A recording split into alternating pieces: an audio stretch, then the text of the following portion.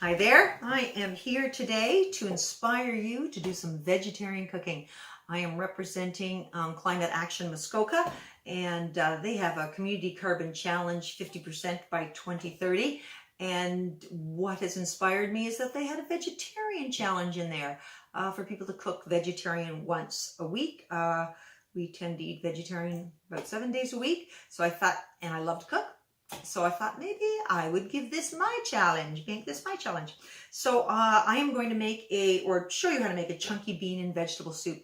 All the recipes in these series will be really easy, hopefully with all Canadian produce, with some spices that are also Canadian, but others that will not be Canadian.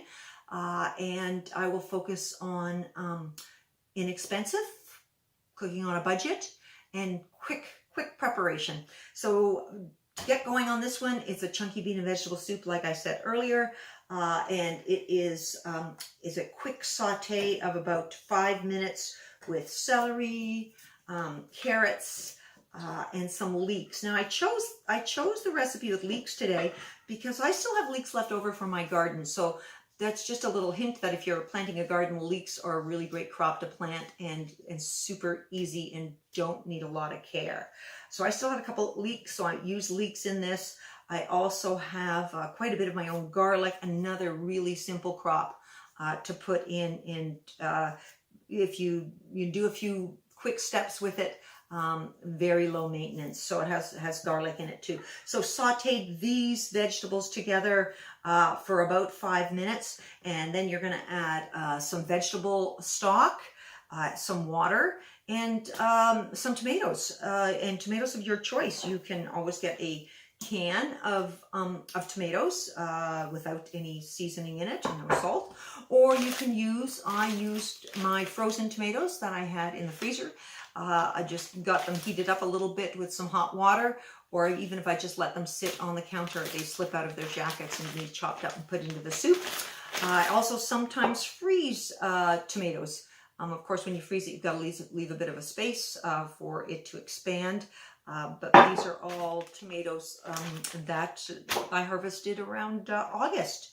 Add that to the soup, cook it another 15 minutes. And then you're going to add beans. Now, beans are interesting too. This is what's going to give you your iron for this particular recipe. You can use, of course, canned beans, no problem. Or you can rehydrate your own beans, which is really a nice, inexpensive way to get some beans that aren't soaked in any salts.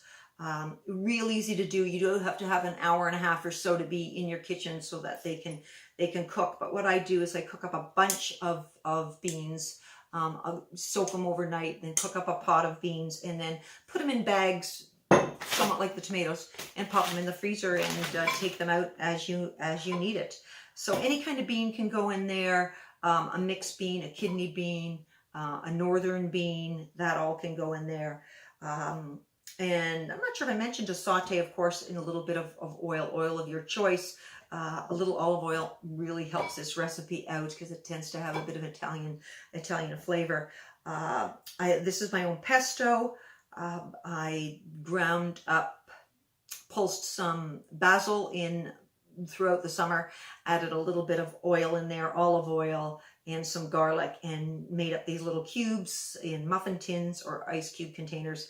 And now we pop about a tablespoon of that in there. Wow, what a difference that makes.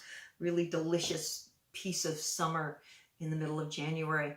So I hope I've inspired you in a matter of a couple of minutes, and I hope you'll join the rest of the series that will be out there, focusing again on some local good stuff, and enjoy eating, get out and play. Have a great day. Bye.